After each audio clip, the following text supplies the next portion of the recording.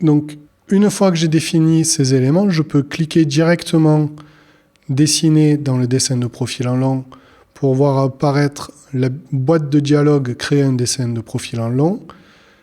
Et je peux aussi avoir cette boîte de dialogue depuis cette commande ici, créer un dessin de profil en long.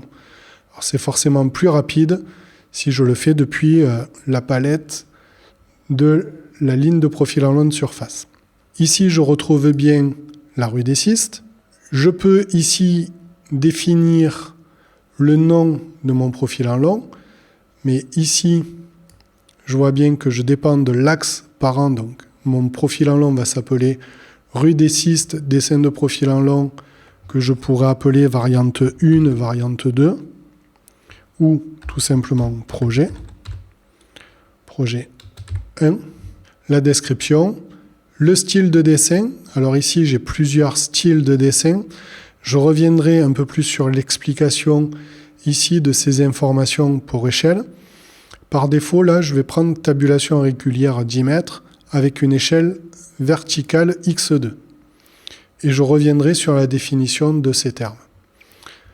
Donc ici, je vais retrouver le calque du dessin de profil en long. Ici, c'est la possibilité d'afficher les lignes de profil de décalage en empilant verticalement les dessins de profil en long. J'ai créé des lignes de décalage et plutôt que de tout afficher sur un seul profil en long, je peux l'afficher sur d'autres profils en long qui vont s'ajouter par-dessus le mien.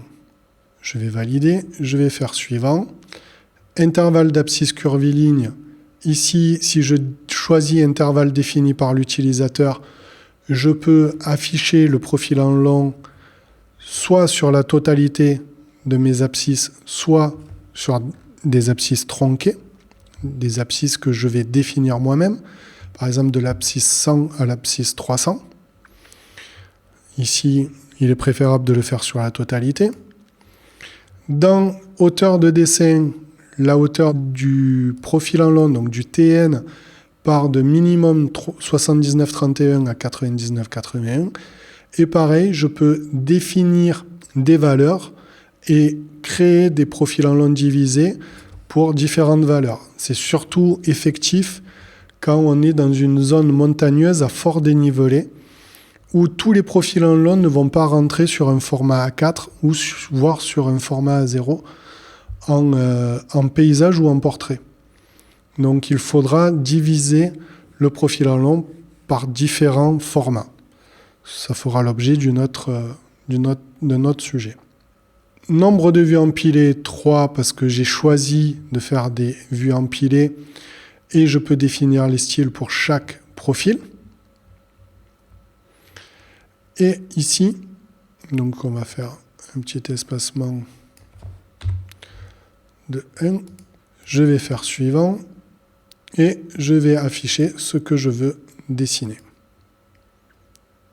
Alors, dans le profil de dessus,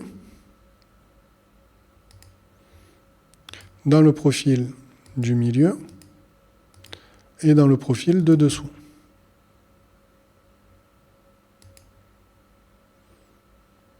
Ici, dans le profil conception, je peux choisir encore un style de jeu de bande de données. Les bandes de données, je les retrouve ici. Ici, je retrouve par défaut une distance cumulée qui correspond au TN, la cote terrain qui correspond au TN, une cote projet qui va correspondre à une courbe projet qu'ici je n'ai pas pu définir pour le moment, parce qu'il faudra dans un deuxième temps définir une courbe projet.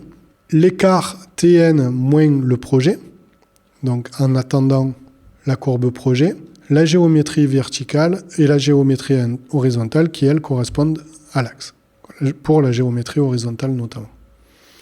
Et ici, la possibilité de faire une différence des surfaces des blés et remblais par hachurage, mais bien sûr, il faut une courbe projet pour le faire. Et je vais faire la création du profil en long, cliquer le point de base, et voilà, tous mes profils en long décalés. Donc ici, je retrouve bien le profil décalé à gauche, le profil décalé à droite, et ici, je retrouve bien mon TN.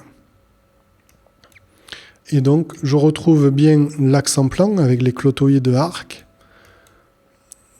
Voilà. toutes mes courbes et toutes les informations qui correspondent à mon projet.